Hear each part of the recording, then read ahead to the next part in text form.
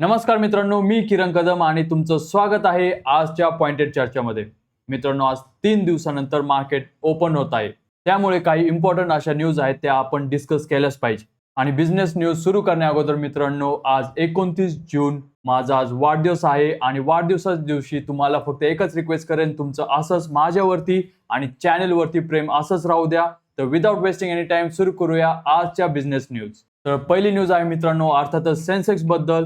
तर मित्रांनो, मोहरमची सुट्टी आणि शनिवार रविवार मिळून सेन्सेक्स तब्बल 3 दिवस बंद होता आणि आज बाजार पुन्हा उघडणार आहे. गिफ्ट निफ्टी आधीच थोडा नकारात्मक दिसतोय. गेल्या गुरुवारी सेन्सेक्स 77,072 वरती बंद झाला होता आणि जागतिक बाजारात नॅसडॅक 2.21% तर S&P 1.44% घसरल्यामुळे आज मात्र डिफेन्सिव्ह मार्केट ओपनिंग एक्सपेक्टेड आहे. FIs विक्री करत असले तरी पण DIIs मजबूत खरेदी करत आहेत, त्यामुळे मोठी घसरण होण्याची शक्यता तर कमीच आहे. मित्रांनो, साऊथ कोरिया मार्केट, हाँगकाँग मार्केट आणि चायना मार्केट सुद्धा क्रॅश झालेलं आहे. चिप आणि AI सेक्टर सर्वात जास्त घसरलेले आहेत, पण यातच मायक्रोसॉफ्ट, Amazon, वॉलमार्ट सारखे डिफेन्सिव्ह स्टॉक मात्र वरती गेलेले आहेत. म्हणजेच मित्रांनो, बाजाराला रिसेशनची भीती वाटत आहे. तर मित्रांनो, नेक्स्ट न्यूज आहे इंडिया आणि चायनाच्या इन्व्हेस्टमेंट स्ट्रॅटेजी बद्दल. तर मित्रांनो, हे ऐकून तुम्हाला धक्का बसणार आहे, कारण भारत सरकार चायनाच्या गिली बॅक हॉर्स पॉवर ट्रेन कंपनीला तब्बल $320 बिलियन इन्व्हेस्टमेंट मंजूर केलेली आहे, जी गेल्या 5 वर्षातील सर्वात मोठी चायनीज लिंक इन्व्हेस्टमेंट असणार आहे. मित्रांनो, गिली आणि रेनॉल्ड यांच्या जॉईंट व्हेंचर असलेली हॉर्स पॉवर ट्रेन ही कंपनी चेन्नईमधील रेनॉल्ड प्लांटमध्ये निसान आणि रेनॉल्डच्या इंडियन व्हेकलसाठी स्ट्रॉंग हायब्रिड पॉवर ट्रेन बनवणार आहे. यावरूनच मित्रांनो समजतंय की इंडिया चायना रिलेशन सुधारत असल्याने ऑटो सेक्टरमध्ये नवीन इन्व्हेस्टमेंट येणार आहेत. तसंच मित्रांनो, नेक्स्ट न्यूज आहे मुंबईतल्या वॉटर क्रायसिस बद्दल. मित्रांनो, हे खूपच गंभीर आहे, पण मुंबईला पाणी पुरवणाऱ्या 7 धरणांमध्ये आता फक्त 9.34% म्हणजे अवघ्या 40 दिवसांचे पाणी उरलेले आहे. BMCने मे पासूनच 10% पाणी कपात सुरू केलेली आहे. अप्पर वितरणा धरण तर संपूर्णपणे रिकामे झालेले आहे. एल निनोमुळे मान्सून लांबल्याने हे संकट आले असून महाराष्ट्रामध्ये 85% पाऊस हा कमी होणार आहे आणि आणखी 7 ते 10 दिवसामध्ये जर पाऊस नाही आला तर मुंबई आणखी तीव्र पाणी कपात लागू होऊ शकते. तर मित्रांनो, नेक्स्ट न्यूज आहे इंडियाच्या फॉरेक्स रिझर्व्ह बद्दल. तर मित्रांनो, भारताची परकीय चलन गंगाजळी आता $672.5 बिलियन वर पोहोचलेले आहे आणि गेल्या एका आठवड्यात $963 मिलियन वाढ झालेली आहे. हे भारताच्या आर्थिक मजबूतीचे लक्षण आहे. मित्रांनो, फॉरेक्स रिझर्व्ह मजबूत राहिल्यास रुपीला आधार मिळतो आणि RBI व्याजदर कपात करायला मोकळी असते.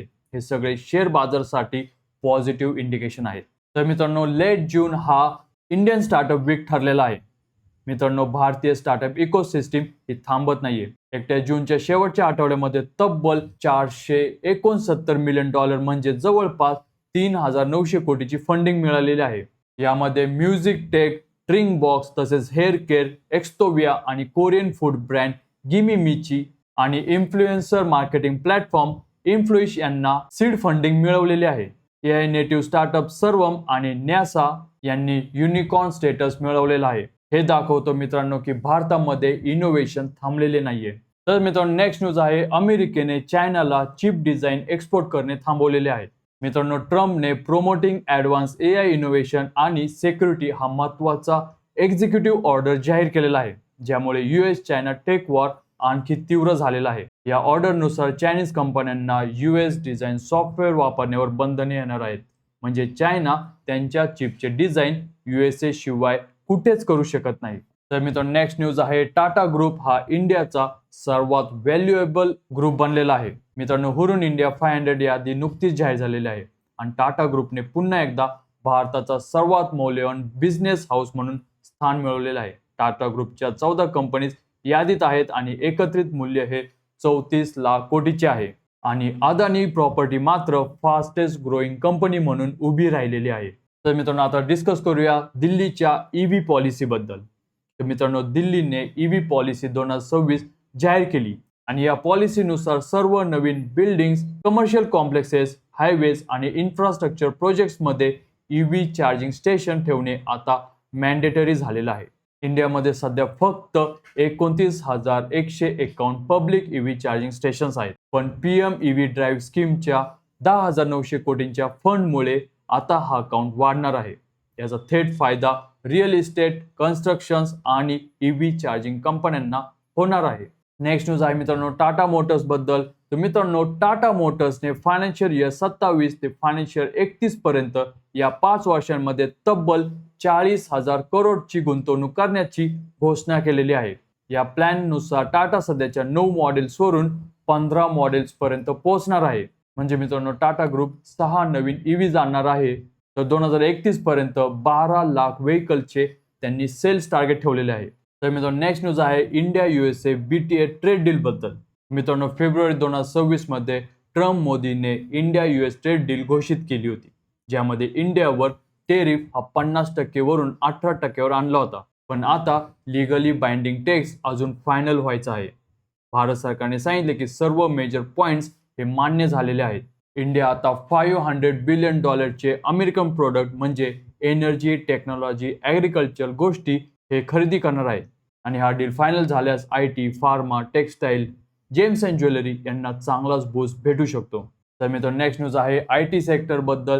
तर मित्रांनो आपल्या IT क्षेत्राला एक मोठा धक्का आहे आणि हे बरेच लोक इग्नोर करत आहेत. अॅनालिस्टच्या मते Q1 FY27 आणि Q2 FY27 मध्ये IT इंडस्ट्री ग्रोथ ही फक्त 3% कॉन्स्टंट करन्सी असणार आहे. कारण AI मुळे क्लायंट्स ट्रान्सफॉर्मेशन प्रोजेक्ट बंद करत आहेत आणि फक्त कॉस्ट कटिंगसाठी AI वापरत आहेत. म्हणजे IT कंपन्यांना कमी काम येते आणि कमी लोक लागतात. त्यामुळे इन्फोसिसने जरी गायडन्स रेज केला असला तरी सावधगिरी ही तुम्हाला ठेवावीच लागेल. तर मित्रांनो नेक्स्ट न्यूज आहे इंडियन स्टार्टअप बद्दल. तर भारत आता जगातील तिसरा सर्वात मोठा स्टार्टअप इकोसिस्टीम बनलेली आहे. तब्बल 2,07,000 स्टार्टअप्स हे रजिस्टर झालेले आहेत आणि भारताला 112 युनिकॉर्न्स भेटलेले आहेत, ज्यांची व्हॅल्यू ही $1 बिलियन पेक्षाही जास्त आहे. आणि एकत्रित स्टार्टअप इकॉनॉमी ही $350 बिलियन पेक्षा जास्त आहे.